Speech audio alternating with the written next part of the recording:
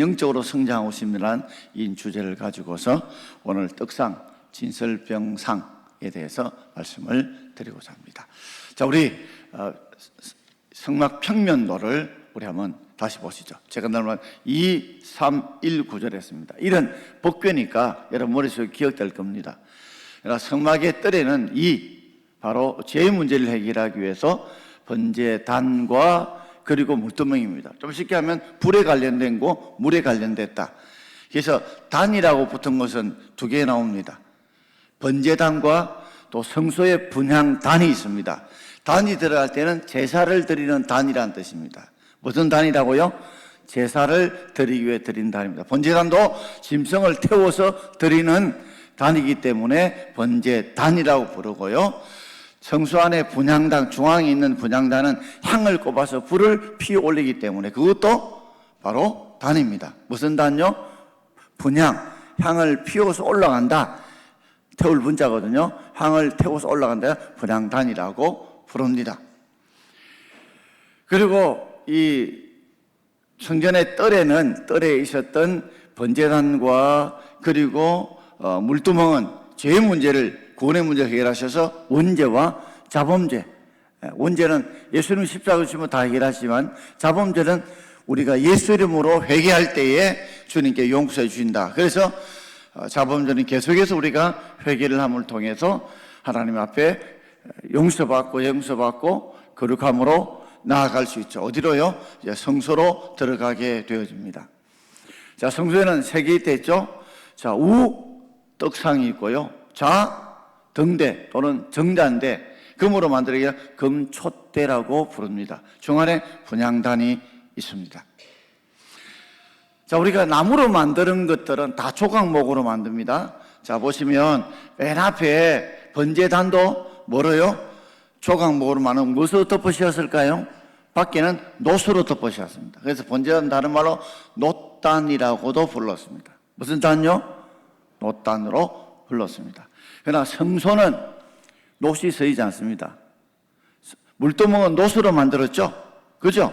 놋으로. 그러니까 번제단도 놋으로 입히고 그리고 물두멍은 전체가 놋으로 만들었습니다. 여인의 녹골을 통해서.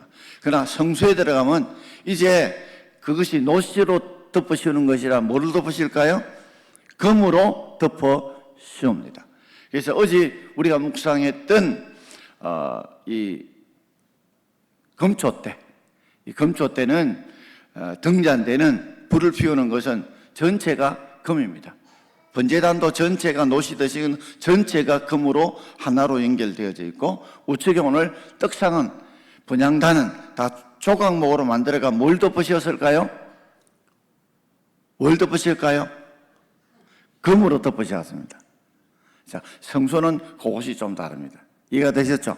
금으로 덮으셨습니다. 자, 우측에 보시면 떡상은 항상 모든 성막기구는 어깨에 짊어지기 때문에 가마 형태의 어깨에 짐을 또 봉으로 연결되어져 있고, 자, 그래서 이 떡상 또는 진설병, 진설이라는 것은 앞에 늘어놓을 진 베풀선 떡병입니다. 한자가 병자가 떡입니다. 하중지병 할 때 꽃 하중, 그림에 떡 있다는 뜻이죠. 그죠? 그래서 이 떡이, 진설병 할 때는 이게 떡이, 병이 아니고 뭐예요? 한자에 뭐예요? 떡병입니다. 그러니까 진설병은 한자로 이루어진 말이에요.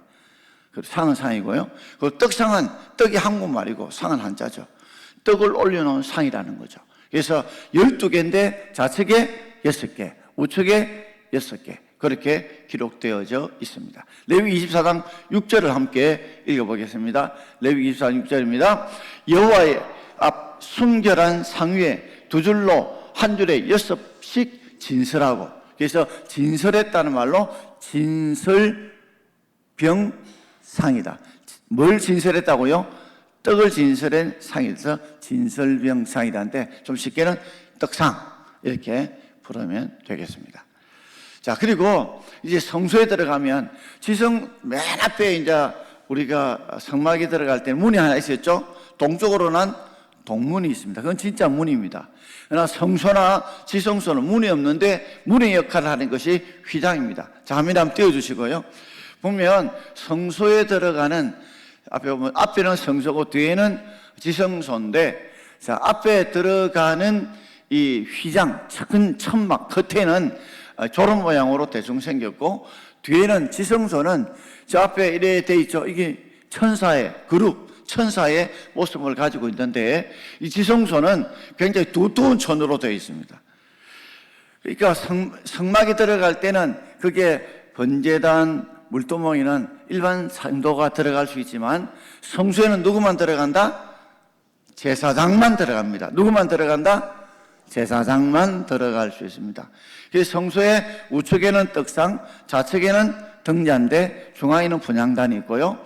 그 다음에 두 번째 휘장이 있습니다. 두 번째 휘장, 저것이 바로 지성소에 들어가는 문인데, 히브리서에 보게 되면 바로 둘째 휘장은 예수님의 육체를 의미한다.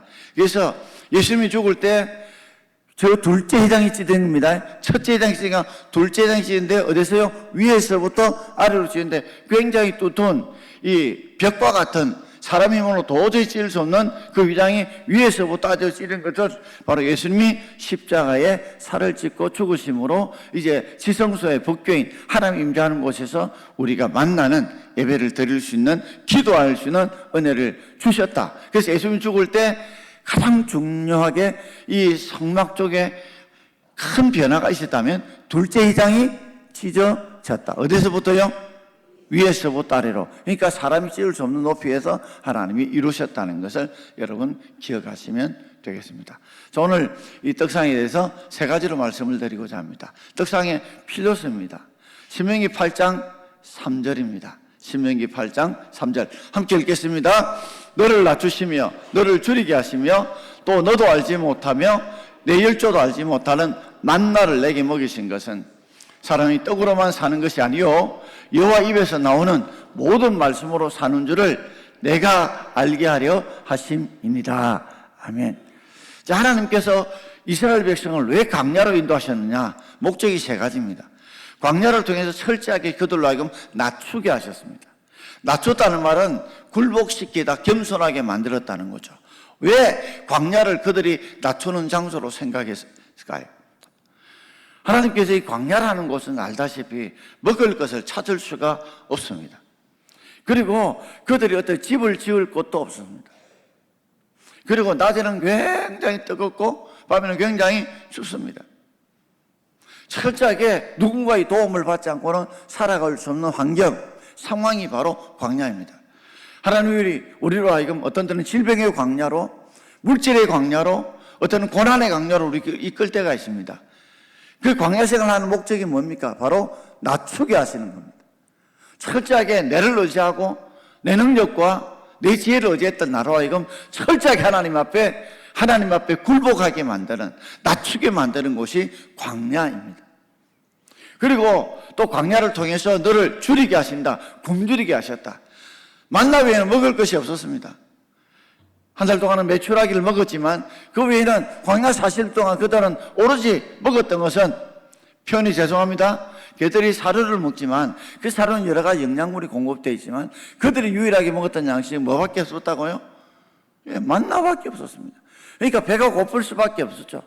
그러니까 광야 생활은 철저히 배고픈 삶의 연속이었습니다. 뿐만 아니라 너도 알지 못하고 열조도 알지 못했다. 이 광야 생활 외에는 만나가 떨어진 것이 없었습니다. 만나는 이것이 무엇이냐, what is this?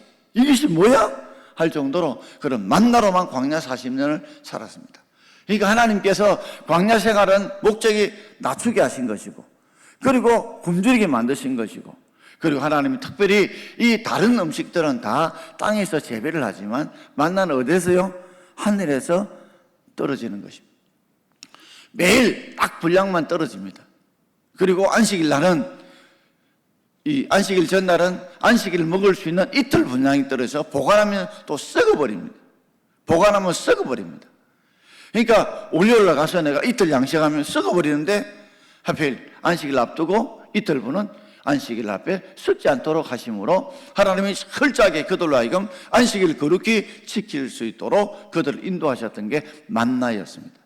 하나님이 광야에 낮추게 하시며 그들을 굶주게 하시며 열조도 조상들도 아무도 알지 못하는 그들에게만 주셨던 만나를 먹이신 이유가 뭡니까? 사람이 뭐로만 살는 것이 아니고 뭐로만요? 떡으로만. 떡이 필요합니다, 여러분. 떡이 필요해요. 떡으로만 살고자 하는 잘못된 생각을 고치는 겁니다. 야, 떡만 있으면 된다, 돈만 있으면 된다, 이런 생각을 하나님이 고치신 겁니다. 그리고 더 중요한 것은 그들이 뭘 가지고 살아야 된다고요? 떡과 더불어서 여호와 입에서 나오는 모든 말씀으로 사는 줄을 네가 알게 하려 하십니다. 하나님은 광야는 철저하게 훈련시킨 겁니다. 어떤 훈련요? 알아야 될 것을 훈련시킨 겁니다. 깨닫게 할 것을 훈련시킨 겁니다. 어떤 깨달음을 말입니까? 광야를 통해서 철저히 하나님께 너는 낮춰야 돼. 낮아져야 돼. 굶주림을 통해서 철저하게 하나님의 매일매일 주신 것에 감사하며 살도록, 그리고 매일매일 말씀을 먹으며 하늘 주신 말씀을 먹으며 살아야 된다는 것을 깨우쳐 주신 것이 바로 광야의 삶이었습니다. 우리에게 질병의 광야, 물질의 광야, 사람의 광야, 여러 가지 관계의 광야 속에 몰아있는 이유도 바로 하나님이 떡으로만 살면 안 돼, 하나님 말씀으로 살아야 돼를 깨우치는 겁니다. 육신은 반드시 떡을 먹어야 됩니다. 육신은 떡을 먹어야 됩니다. 그러나 우리에게는 육신과 더불어 뭐가 있습니까? 영혼이 있습니다. 영혼이 있습니다. 영혼의 양식을 먹어야 됩니다. 그것이 바로 하나님의 말씀인 줄 믿습니다. 그걸 먹어야 살아갈 수 있다는 거죠. 바로 떡상 그것을 말하는데 요한복음 6장 48절 우리 함께 읽겠습니다. 내가 곧 생명의 떡이라. 바로 이 떡상의 떡은 뭘 말할까요? 어제 정단대는 예수님이 빛 되심을 말했다면 오늘 떡상의 떡은 예수님이 자신이 생명의 떡이다 라는 걸 말씀해 주죠. 바로 이 떡상의 떡은 바로 예수님의 신이 자신이 우리의 생명 주시는 떡 되심을 말씀해 주고 있고, 이 떡이 바로 하나님의 말씀, 하나님의 말씀이라는 것을 말씀해 주고 있습니다. 날마다 우리가 말씀을 먹어야 되는데 말씀을 먹어야 우리에게 자라나는 것이 있습니다. 그것이 바로 믿음입니다. 로마서 10장 17절을 우리 함께 읽어보겠습니다. 그러므로 믿음은 들음에서 나며 들음은 그리스도의 말씀으로 말미암느니라. 자, 이 두 문장을 한 문장으로 만들면 믿음은 뭘 들을 때 난다고요? 하나님의 말씀, 그리스도의 말씀을 들을 때 생기는 게 믿음이다. 그리스도의 말씀을 들을 때 뭐가 생긴다고요? 믿음이 생긴다는 거죠. 자, 여기서 우리는 중요한 두 가지 교훈을 깨닫습니다. 말씀을 듣지 않으면 뭐가 생기지 않는다? 믿음이 안 생긴다. 말씀을 듣지 않거나 읽지 않으면 믿음이 생기지 않는다. 두 번째, 말씀을 아무리 들어도 믿음으로 내가 받아들이지 않으면, 뭐로 받아들이지 않으면? 믿음으로 받아들이지 않으면 그 속에는 믿음이, 말씀이 믿어지지 않는다는 거죠. 자, 쉬운 말로 이걸 이렇게 비유해 보고 싶습니다. 여러분, 음식에 자꾸만 식욕이 없는 분들 계십니다. 음식에 식욕이 없는 분들, 그건 이미 뭐가 들었다는 말이에요? 병이 들었다는 말입니다. 식욕이 없다, 병 들었다는 말입니다. 그러므로 그리스도의 말씀을 듣고 싶지 않다, 내가 하나님의 말씀을 듣고 싶지 않다, 그런 마음이 생겼다는 자체가 뭐예요? 이미 병이, 영적으로 병이 들었다는 말이에요. 두 번째, 자, 믿음으로 말씀을 듣지 않을 때가 있어요. 말씀을 듣기는 듣는데 그 말씀을 내게 주신 말씀, 하나님의 말씀으로 듣지 않고 막 그냥 그렇게 듣는 분들이 계십니다. 그런 분들은 마치 음식을 먹어도 뭘 못 시킨다? 소화를 못 시키는 분과 똑같습니다. 여러분, 음식을 많이 먹었어요. 잘 먹었습니다. 맛있게 먹었습니다. 그런데 소화를 못 시킨다. 그러면 우리 음식을 먹는 목적이 뭡니까? 여러분, 음식을 먹는 목적이 뭡니까? 뭘 얻기 위해서? 에너지를 얻기 위해서. 에너지를 얻기 위해서 먹는데 음식을 실컷 먹었는데 소화가 안 되면 뭐예요? 배탈 나고 나면 에너지를 얻는 것이 아니라 오히려 에너지를 빼앗기게 되죠. 자, 에너지를 얻는 목적이 뭡니까? 뭐 하기 위해서요? 일하기 위해서. 일하기 위해서 에너지가 필요하죠. 왜 하나님께서 우리에게 말씀을 주시느냐? 여러분, 말씀은 반드시 자꾸 먹어야 됩니다. 자꾸만 들어야 됩니다. 많이 들을수록, 많이 읽을수록 좋은 거예요. 그리고 말씀을 들을 때, 읽을 때 꼭 중요한 게 뭐예요? 뭐로 들어야 된다? 하나님 말씀, 믿음으로. 내게 주시는 믿음으로 들어야 그 말씀이 내게 영적인 뭘 만들어낼까요? 에너지를 만들어냅니다. 영적인 에너지가 있어야 여러분 전도도 하고 교회 봉사도 하고 또 하나님의 말씀대로 세상의 빛과 소금으로 살아가려고 하고 이러면 영적 에너지가 있어야 되거든요. 에너지가 없어 보십시오. 그럼 어떤 일도 힘들고 피곤하고 하기 싫고 에너지가 없으니까 그러니 우리가 하나님 일을 감당하려면 세상의 빛과 소금의 일을 감당하려면 내게 맡겨진 모든 십자가를 기쁨으로 지려면 에너지가 필요한데 그러기 위해서는 자꾸만 말씀을 자꾸만 들어야 되고 듣때 뭐요? 내게 주신 하나님 말씀으로 들어서 잘 소화시켜야 돼요. 소화시켜야 그 말씀이 뭐로 바뀐다? 에너지로 바뀌고 그 에너지를 가지고 우리에게 주어진 하나님의 일을 주어진 사명을 감당할 수 있는 은혜가 있을 줄 믿습니다. 그러니 바로 예수님은 우리에게 말씀을 주심으로 그 말씀을 통해서 우리가 세상을 이길 수 있고 감당할 수 있는 은혜와 힘을 주셨다는 것을 말씀해 주시죠. 바로 이 말씀 우리에게 생명을 주셨다는 말씀입니다. 자, 두 번째 떡의 재료입니다. 여러분 떡의 재료는 무엇으로 만들었을까요? 레위기 24장 5절을 함께 읽겠습니다. 레위기 24장 5절 함께 읽겠습니다. 너는 고운 가루를 가져다가 떡 12개를 굽되, 그러니까 밀가루를 가지고 이제 떡을 12개를 뜯습니다. 몇 개를 둔다고요? 12개를 뜯습니다. 그래서 좌측에 6개, 우측에 6개. 자, 이것은 12지파를 의미하기도 하지만 히브리에서 7과 11은 완전수를 말합니다. 7과 11은 무슨 수요? 완전수를 말합니다. 그래서 여러분 이 12개는 12지파도 의미하지만 말씀의 완전하심을 우리에게 말씀해 주고 있죠. 그런데 레위기 2장 5절도 함께 읽어보겠습니다. 레위기 2장 5절입니다. 고운 가루에 누룩을 넣지 말고 기름을 섞어 그랬습니다. 누룩을 넣지 않는 떡을 무슨 떡이라고 불러요? 누룩을 넣지 않는 떡을 한자말로 뭐라고요? 무교병입니다. 없을무 누룩교 떡병입니다. 무슨 병요? 무교병이라고 합니다.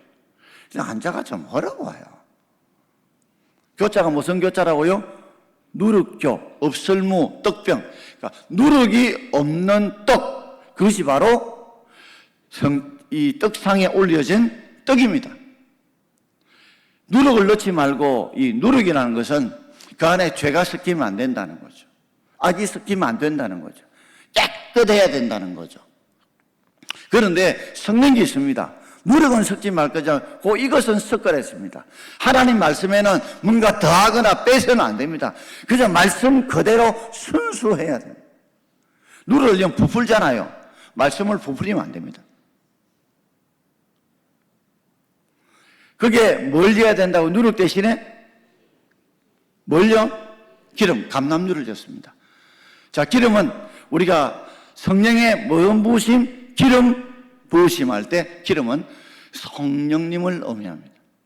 자, 우리 삶에 있어서 말씀이 뭐요? 성령님의 통해서 그 말씀이 깨달아지고 믿어지고 그렇게 순종할 때 성령의 권능을 부으십니다. 제가 종종 그렇게 말씀드리죠.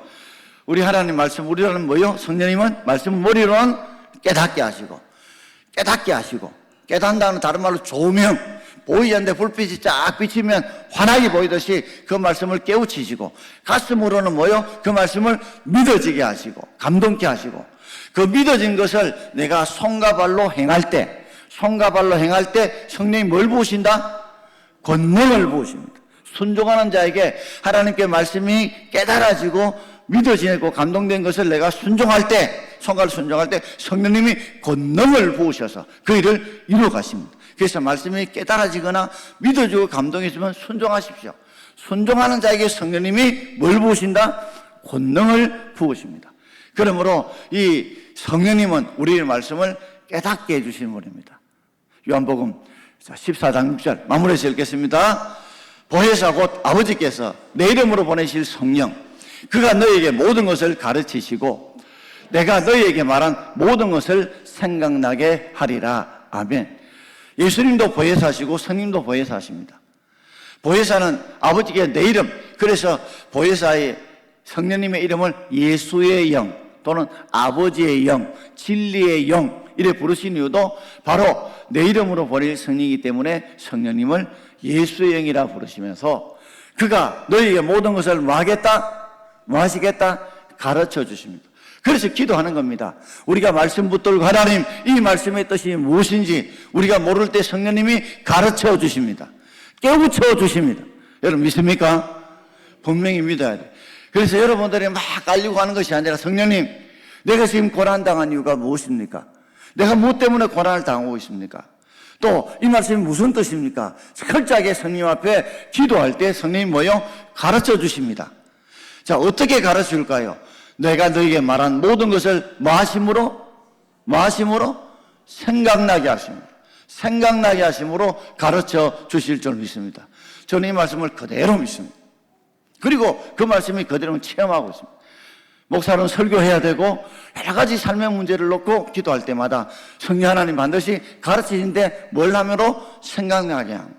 그래서 기도할 때마다 종이를 내놓고 하나님 어떻게 해야 될까요? 무엇을 할까요? 생각날 때마다 종이로 기록하고 그 기록한 대로 내가 전할 때 또 내가 행할 때 하나님 거기서 역사하시는 것을 체험하게 되어집니다. 자, 말씀을 마치겠습니다. 합니다. 사랑하는 성도 여러분, 오늘 떡상은 무엇을 말합니까? 사람이 예수님이 생명의 떡인데 그 떡 너를 강야에서 낮추고 줄이게 하시며 너도 알지 못하고 열조도 알지 못하는 만나를 먹이시는 사람이 떡으로만 사는 것이 아니라 뭐로 살아야 한다? 하나님 위해서 나누는 모든 말씀으로 살아야 된다는 것, 그것을 우리에게 깨우쳐 주고 있습니다. 그리고 그것을 어떻게 우리가 되나? 반드시 많이 말씀을 들어야 됩니다. 뿐만 아니라 믿음으로 그 말씀을 내게 주신 말씀으로 받아야 거기에서 이 말씀이 내 속에 영적인 에너지를 만들어내고 그래서 우리가 감당할 수 있는 은혜가 생기는 겁니다. 능력과 은혜를 받아야 일하는 게 쉽습니다. 편합니다. 기쁩니다. 즐겁다는 말이죠. 그리고 그것은 바로 말씀은 절대 누르기 없어야 됩니다. 더하거나 빼서는 안 됩니다. 그게 성령을 보셔야 됩니다. 왜요? 성령 하나님 말씀을 깨닫게 하시고 그분이 인도하시고 그분이 권능을 부으신 줄 알고 그래서 성령의 은혜를 체험하는 저와 여러분 되기를 주의 이름으로 축원드립니다.